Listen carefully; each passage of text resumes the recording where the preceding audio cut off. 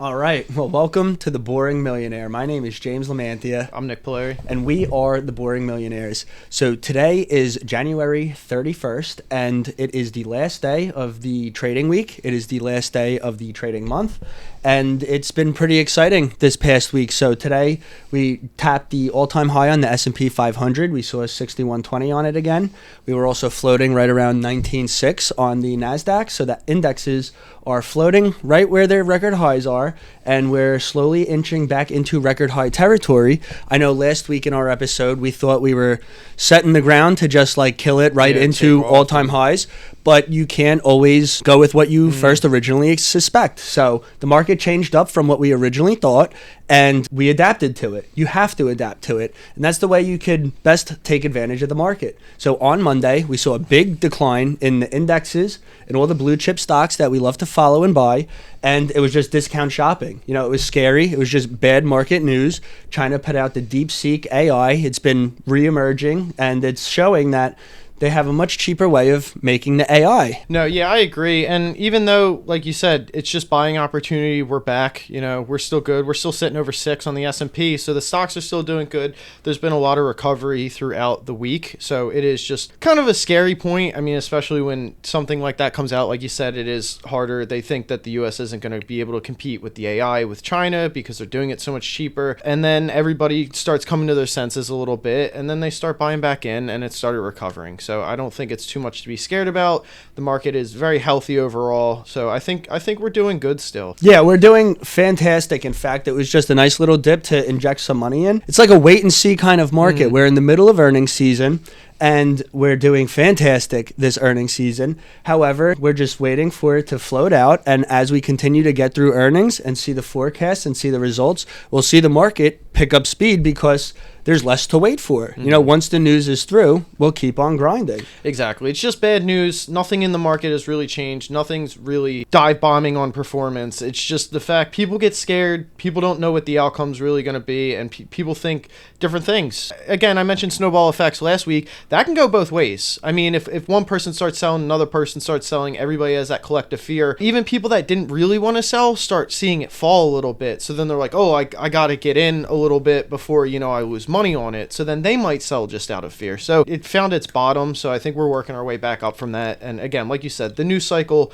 it's constantly changing. So I don't think we have anything to worry about. Yeah, absolutely. There's nothing to worry about at all. We were buying all week last week. Monday was an absolutely perfect buying opportunity for so many stocks, but one in particular was Nvidia. So we saw the major tech stocks take a big fall on this DeepSeek news, and it was Alphabet, Amazon, Apple. Nvidia, though, really was struck the most.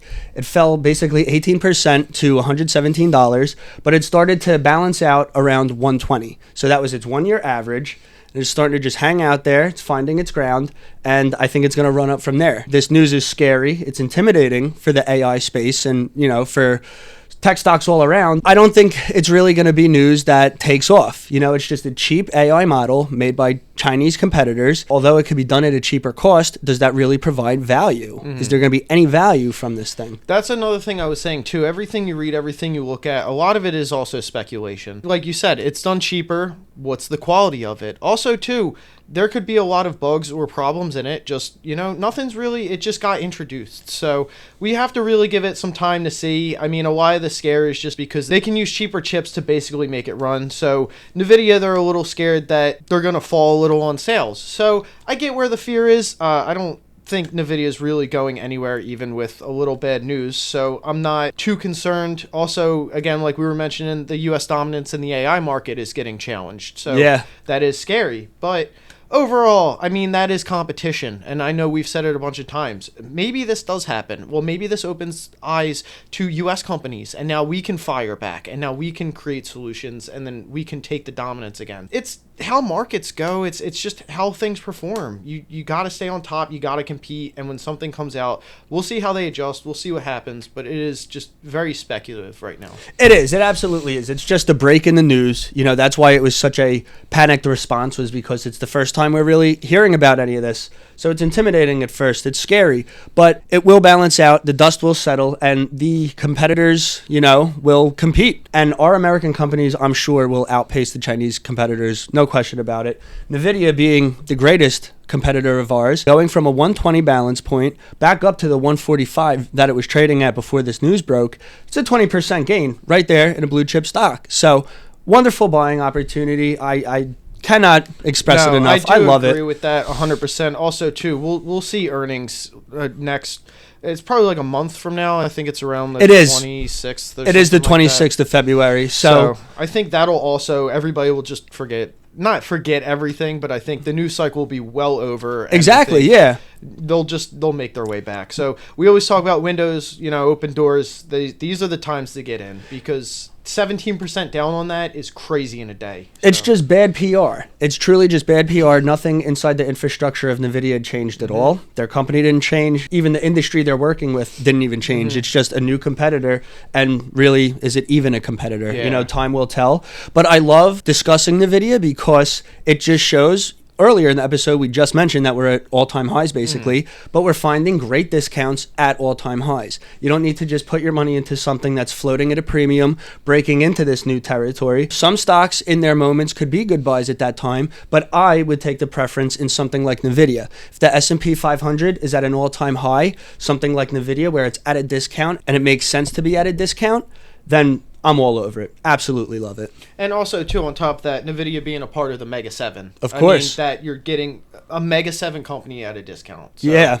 It is, yeah, it's beautiful. I know, it looks bad, 17% scary. I don't know, I see the beauty in it. It is beautiful. It's a beautiful trade. I absolutely love it. And some other beautiful trades, we were talking about IBM last week and their earnings. They absolutely killed it. Yeah. They cooled off a little bit today, but yesterday, after earnings, they were up at 269. There was a 10-year trading range where IBM was basically between 120 and 180. And we had bought it the entire time it was in that range. And it had basically between a 3 and a 5% dividend that entire time. So we're just stocking up, getting paid our income the entire time. And now even after all of this time we waited, we had this breakthrough moment, and now we're just killing it on the stock. No. And a company that's not going anywhere. They make exactly. ATMs and all of the POS systems, the self-checkouts. Also, IBM, I saw that they had, I believe it was $5 billion in revenue up quarter to quarter for their AI. So they're getting in the AI field and they're making money off of it. Exactly that. They're not going anywhere. They're at all-time highs too. They are. They've never hit this. And again, if you would have got it back then, even if you got it anytime we ever mentioned it, I mean, they even as a dividend stock and who they are, great company to invest in. They're making breakthroughs. They're making growth. So it's still a great company to look at. So I do love IBM. I love IBM. One of my longest tenured stocks in my portfolio. It is my absolutely. Longest. It was my first. Yeah. So, Can't go wrong with it. Another pretty good but modest report was both coming from Meta and Apple. They reported decent earnings. However, the stocks at first responded up 2-3%. They've cooled off since, but it's just important to note that they responded positively. They didn't follow through in their trades, but they didn't fall 5% either. Yeah, I feel they had very neutral earnings. I know with Meta, they were up on revenue, so that was always good. And then also they want to inject, I think it was 60 to 65 billion on AI infrastructure. So I think Meta is just going to lead the way in a lot of AI stuff. I mean, we've talked about the glass, we talked about VR, we talked about all that. So they are a powerhouse, and with them putting this money in, and they are understanding the future. They understand where it's going, and they're understanding how to build on it. So I like Meta. It makes sense that they're moving the way they are. And then to go to Apple, they were trading at a discount, and they're making their way back up. They were at like 220. I mean, I know I said I put the buy on it last week because I knew they were going to make their way back. Absolutely. And after their earnings report, the high they saw was 246. It's just a great trade. You're in a Class A stock, even though it's moving at a little slower of a pace. There's nothing wrong with that. You're in a valuable company, and they're doing well. Their foresight is well. They might not even be responding so strongly in this immediate moment, but once these Mega 7 companies all put out their earnings and they show decent to good earnings, fair forecast, the tide is just going to slowly rise. Yeah, and also Apple, I think a little bit of the bad earnings was just the fact they were down a little bit on their iPhone sales, but they also mentioned they don't have Apple Intelligence rolled out worldwide. So they were saying where they see Apple Intelligence rolled out, they had better iPhone sales. So when they have it already and you can get it everywhere, they expect to see the sales go back up. Also on top of that, iPad sales are up, Mac sales are up. They're going to be fine. I think exactly what they're saying. I think they're just going to reclaim all of that once they get what they need out, and they have positivity towards it. So it's not like they're like, iPhone sales fell, maybe we could, I don't know, it's no, once we get this, we see that in these markets, this is what's driving the sales. So now that we have it available, the sales should continue to go back up. So Absolutely. They have the outlook to it. So there's a plan in place. They're taking action. And, that's something that makes it an investable company. Mm-hmm. Speaking of that also, since you're saying plan in place, Tesla, they missed their earnings. Not worried though, because even though they missed their earnings and their global deliveries were down a little bit, they're entering markets like they have their robo-taxis coming out soon. It's going to be huge. It's going to be huge. That is a game changer. I mean, we were talking about how great Uber is. It's going to be almost the same thing, but you don't have to pay a driver now. So they can take advantage of that so well. Also, on top of that, they're introducing cheaper EVs this year. So now they're in, just the common everyday main use space that, you can afford it. You can afford that electric car. You don't need the, $75,000 Tesla. You can get the $25,000. And that's the most beautiful thing about investing in the stock for as long as we have was there were so many times I heard people say, who's going to buy a Tesla? Who's going to spend the money? It's not for everybody. But you just had to give them time. Mm-hmm. It's clear that they want to get into this market. Why wouldn't a company want to get into, the regular car sales market? But they just needed to be able to bring their costs down. So it was just investing in their long-term projects. And I'm glad that we did because it certainly paid off. Exactly. Yeah, that is one of my top trades. And perfect, though, like I was saying. Bad earnings a little bit. The stock's still doing great, though. It was up 5% today. Exactly. So it's just absolutely ignoring, what was in the report. And that's a little bit of the beauty of the stock market. It's what people want to invest their money in. They're investing because they want to buy Tesla. And they took the earnings as it was and ran with it. And even it did have a little bit of a fall, but if you look, it really fell onto the floor that it had before. I don't think it fell under like 388. So, it didn't. And that's where it was going the whole time. Every time I said buy, it was around there. So yeah, it just goes to show it was a safe bet. It's moving its way back up, and there's nothing to worry about. And you said the perfect word that it hit its floor. We've mentioned in previous episodes on plenty of stocks, it established a floor that's the bottom that it's going to go, essentially. And unless it breaks there, that's a great time to buy. Once it breaks there, you have to reanalyze the stock. But in all the technical analysis I've been doing on Tesla, that is certainly the floor. Shows again in the trading today, and absolute powerhouse just continuing higher. Next week, though, we have another round of significant earnings. We have Alphabet, which is the parent company of Google, YouTube, Boston Dynamics, tons of companies that they have under their umbrella. But them and Amazon are the two Mega 7 companies that are reporting next week. $1 trillion companies. Very excited to see exactly what happens.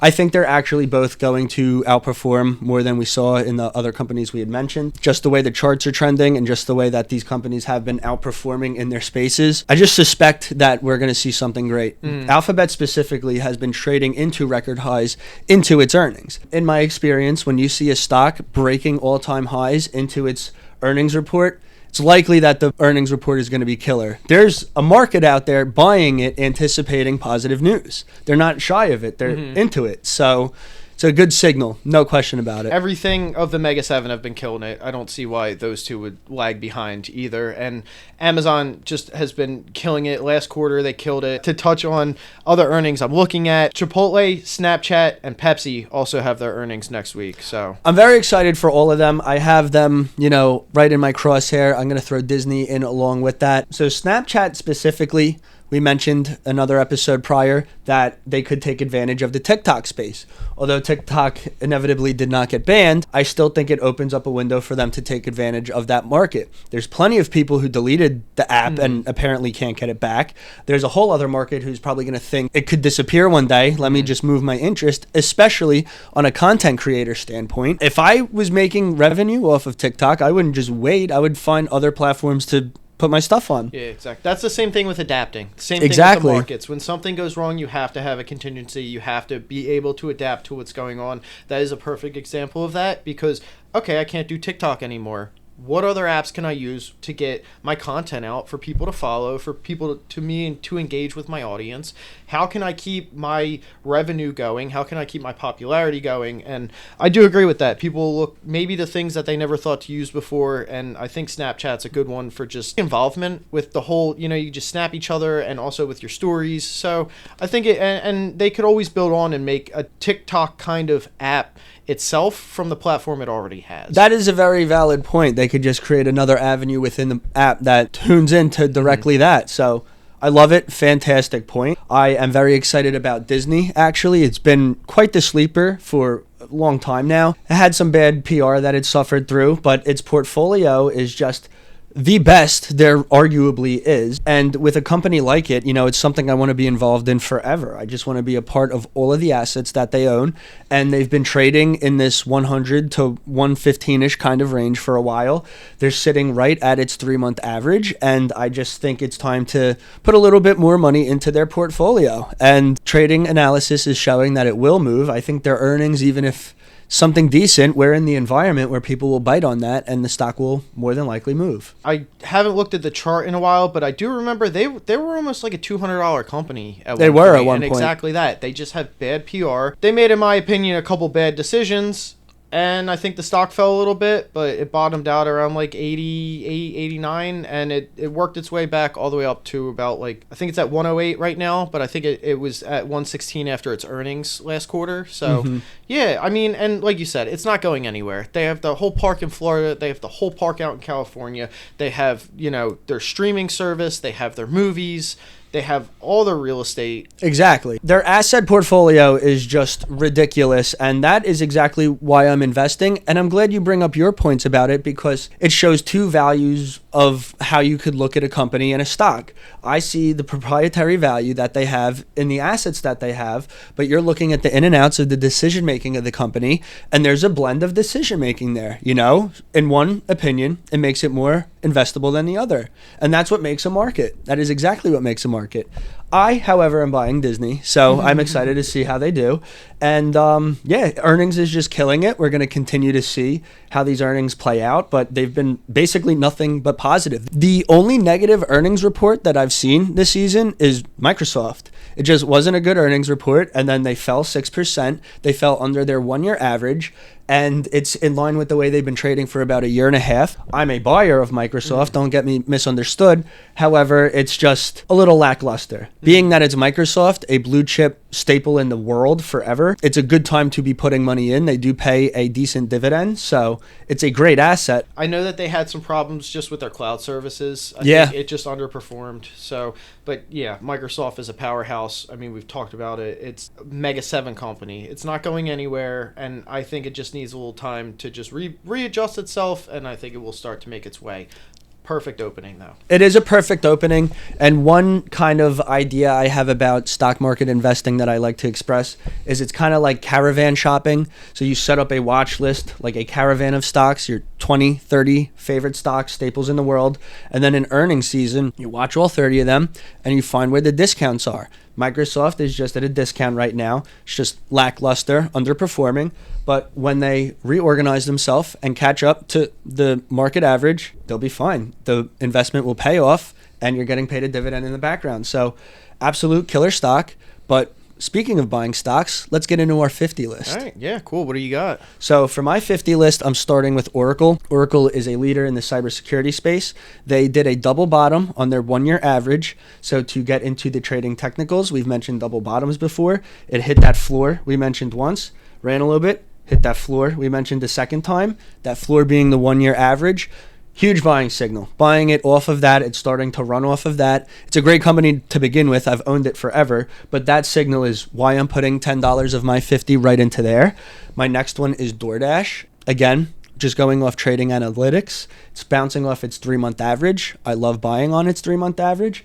And with an all-time high environment, you have to kind of find the trends that work, and riding a 3-month average at all-time high is a good trend to ride. So I'm doing that with DoorDash. I'm doing that with Disney, like I mentioned. They're also on my 50 list.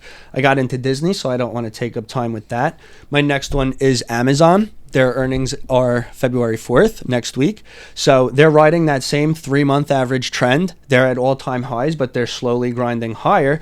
And I think with a fairly optimistic earnings report, they're just going to have all signals green. They're just going to run. They're going to kill it. And I'm expecting a positive outlook from them as far as their forecast. And then GE, General Electric.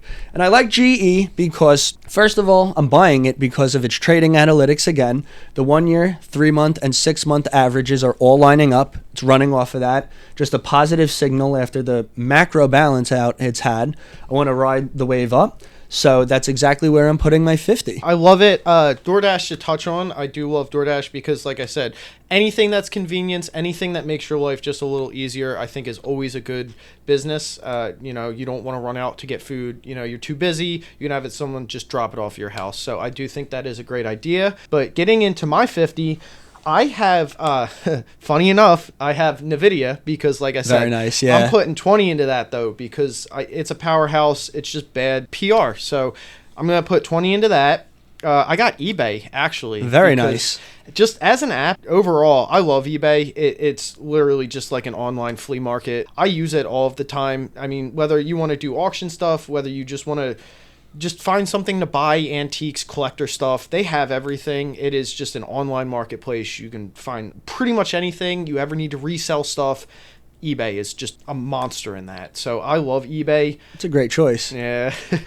I also have Chipotle. I've always loved Chipotle. I mean, like I said, there was the E. coli scare, and I watched it fall. Never got in. Went up to $3,000. Split. Whatever. Got in now. So that's all that matters. I think it is a strong staple of a company. I also like it because I would consider it fast food, but I would consider it a lot healthier than some fast food options. I would agree. I think a lot of people turn towards that, and I mean, I know I eat Chipotle like 3 times a week. So, if there's more of me out there, they're making money. So we'll see what happens. But I do love Chipotle. It seems like it's on a slow grind. And I think overall it's going to be making money. So I want to be involved in that. And then also my last one, electronic entertainment. Their sports games were down, so there's a little fear in that. They fell from like 180. It bottomed around 117. It's up to like 124. They have earnings next week. They don't expect the strongest earnings, but maybe their outlook will be better. Maybe they have more of an idea or an understanding on what to do. So I do want to get in a little bit before the earnings. And hell, even if they have a bad earnings, they fall a little more, I'll probably grab some more. Exactly. Just reposition yourself. DCA, dollar cost average, balances out your entry point into a position in a company.